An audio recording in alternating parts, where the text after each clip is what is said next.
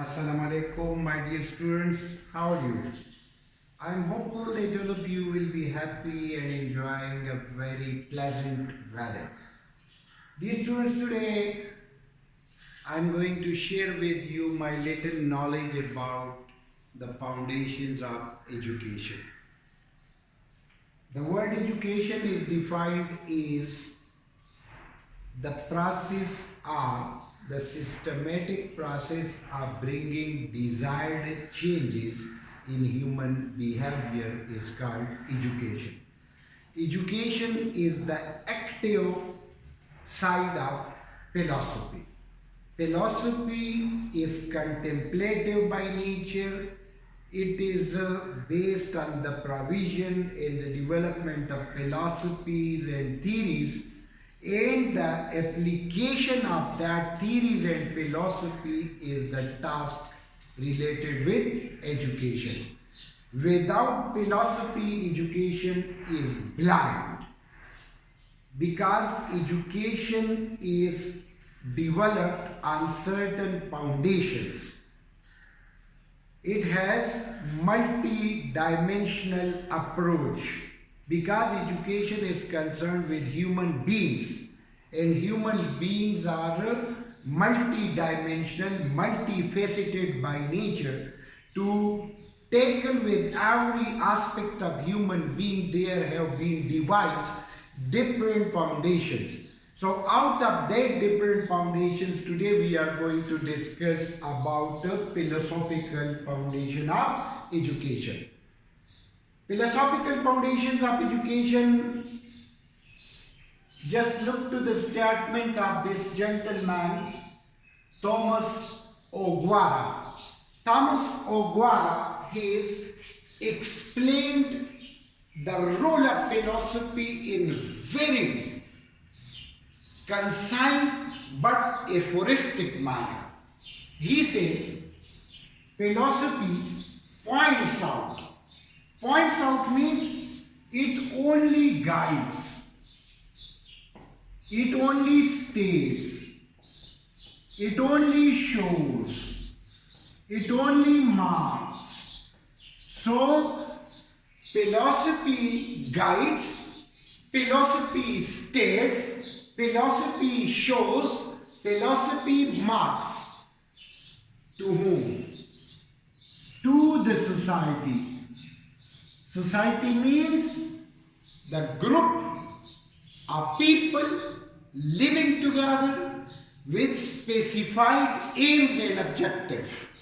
To the society. What? This is the question. Dot, dot, dot, dot, dot. This dot, dot, dot means that if you want to establish a good society, you must look into the philosophies forwarded by the philosophers. Is to be achieved through education. Means education is the active side of philosophy.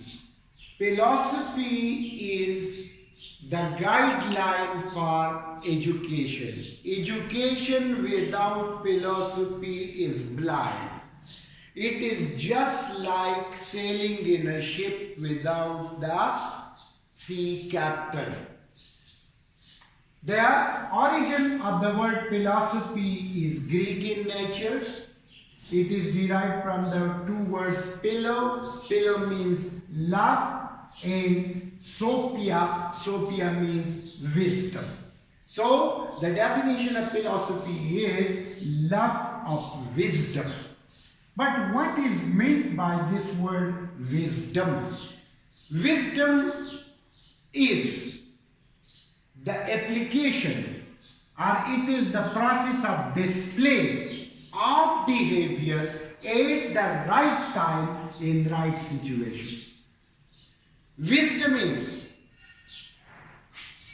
what to say, when to say, how to say, and where to say. So where there is the word say, then say always leads to do. So it means that wisdom is the process. It is a systematic way of thinking, of framing the ideas and then performance on that ideas. So philosophical foundation is very much important because it is the foundation. Philosophy is the foundation for the curriculum development. Without curriculum, education is impossible.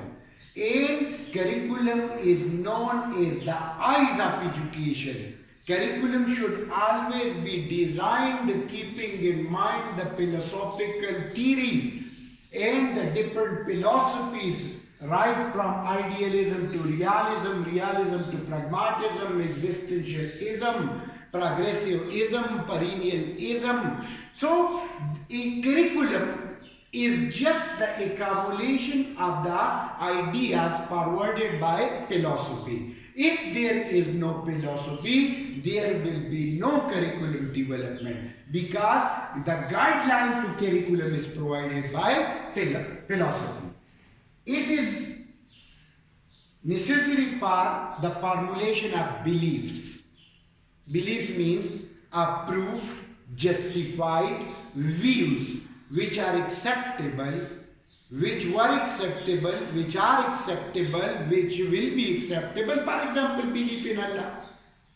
This is presented by philosophy. So, the beliefs which are prevailing in each and every society, that beliefs have been coined or formulated by philosophy. Broad outlook development.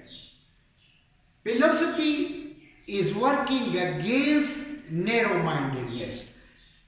It provides broad-mindedness approaches to education.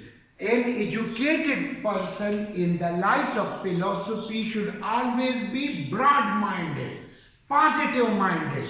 He will be problem solver. He will not be touchy by nature, always cribbing, always crying. No.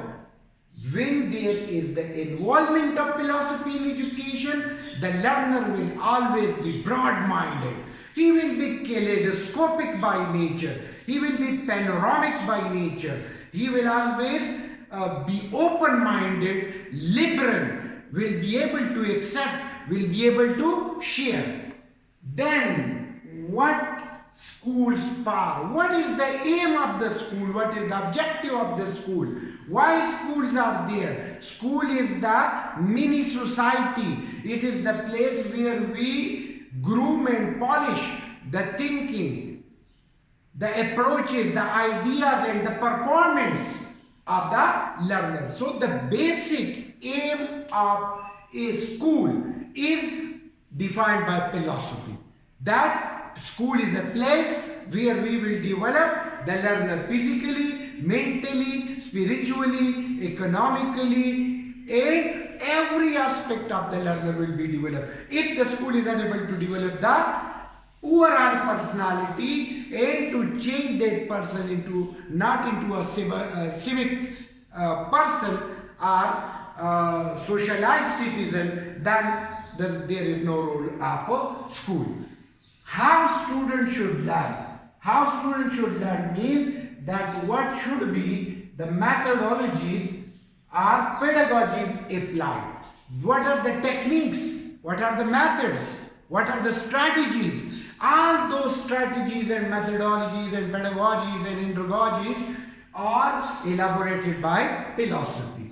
After that, which subjects are important? Philosophy is concerned with the overall development. It is not only contemplative, that man by nature should only be contemplative and thinking. No, philosophy says that there should be a balance between spiritual subjects, utilitarian subjects, scientific subjects, to provide and to furnish appropriate living style to the learners.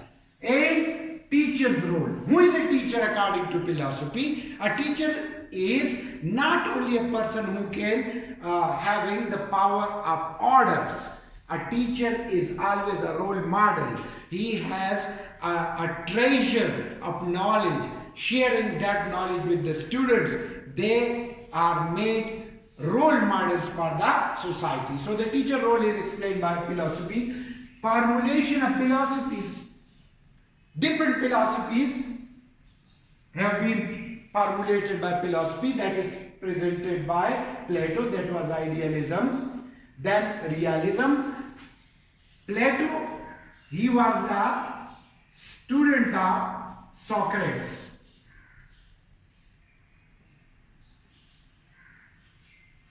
And Plato was the teacher of Aristotle. And Aristotle presented the theory of realism. After that, there came John Dewey, 1859 to 1952. He came with the pragmatism. Plato came with idealism. We will explain idealism in very detail. Then realism, that Aristotle came up, that independence of matter. Matter is more important. Idealism says that ideas are important. Orderliness of the world, law and order in the real world. And then there came pragmatism, pragmatism that was presented by John Dewey, and he rejected of the traditional curriculum. So all these theories are from Socrates. Socrates, you know, Socrates came with critical thinking. Socrates, who presented the theory of critical thinking or the theory of problem solving. So, dear students, without philosophical foundation, you can see that none of the organ of education is completed. So, where there is philosophical foundation, there will be a complete education. So, please watch the videos, subscribe the channel and wait for the next videos. Thank you very much.